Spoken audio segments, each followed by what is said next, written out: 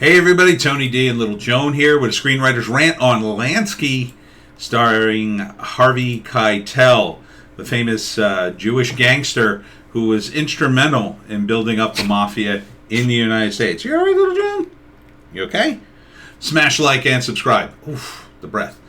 Thank you for smash liking and subscribing. Please check out my books. Speaking of breath, links in the description. You can find them at Amazon. They are free if you have Kindle Unlimited. If you have Amazon Prime, you have Kindle Unlimited, you can read my books for free. Otherwise, feel to buy one and, support Little Joan here. She needs many treats. Also, we have 2 other videos today on Bitchute and Rumble, so check them out. Piney podcast and a news blast. Now, Harvey Keitel plays the famous gangster. I know something about Sam Worthington plays a reporter or writer who wants to write his life story. So we've got a lot of flashbacks to when Lansky was a young man. And yeah, he was a ruthless gangster, but he was also a guy who trained the Italian Mafia in what to do. Right? He basically created Murder, Inc.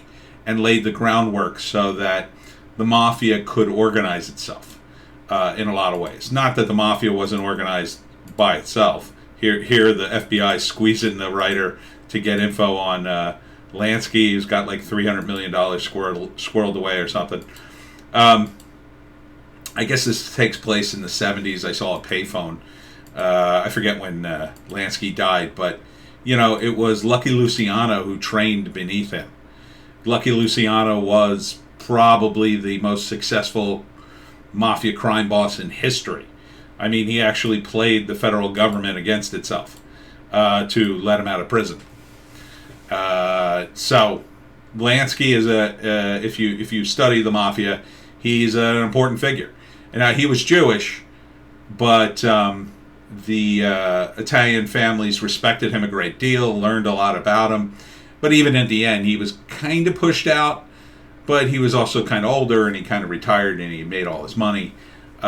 He was portrayed kind of in that way in The Godfather. There was a character in The Godfather that was kind of like a Meyer Lansky type character. He was older and retired, but the family still talked to him because he still had dealings. These guys are always, they always still have their hand in all the way to the end because it's just too much money, once you spend your entire life accumulating, giant stacks of cash ruthlessly, it's not like you're going to, I got enough, I'll stop. No, rarely does that happen. So it's story by Robert Rockaway and Eitan Rockaway. What a name, Eitan. Written and directed by Eitan Rockaway. So this is going to be a very interesting movie. If you're into the whole mob stuff, I totally am. Although I worry that Sam Worthington's in it. He does not pick good movies in my view. He seems to get into a lot of movies and I just go, oh God, this is a terrible movie. But I do like Harvey Keitel. I think he's a great choice for the role. Yeah, he is a good choice to play Lansky. He's at the perfect age. He's a great actor. Lansky is, you're going to see the entire history of the Mafia through Lansky in this movie, I think. And that should be interesting. If they, stick to reality and don't try to dramatize everything. It's like I said about the Aretha Franklin biopic. It's like you go off the reservation too much and it's not as good. I mean, Lansky is a really interesting cat. I mean, the fact that you had these Mafia guys coming in right on his heels is interesting, right? I mean, think about it. The Jewish mobsters were very clever and ruthless, but they were low in number. See, what the Mafia had at that time were numbers. They were coming in. They were just pouring into the country. And the Italians came in, and then the Mafia came with it, and they saw the opportunity for money, and that's when, the floodgates opened. It was like, get over here, guys. We're making a fortune. So it became the American Sicilian Mafia, essentially.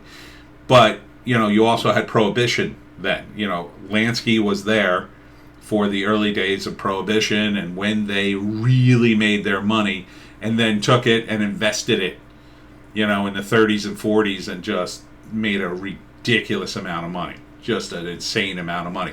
It's interesting they're putting in the stuff about World War II because Lansky is Jewish, so they can sort of put him against, whatever American support there was for the bad guys from Germany, right?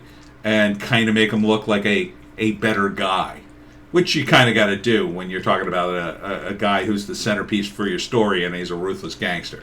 Because, if he's just like murdering people nonstop in the movie, you tend not to like a guy like that, even if he is a gangster. You want to see that he has some heart, some scruples, some code. You look at Henry Hill and Goodfellas.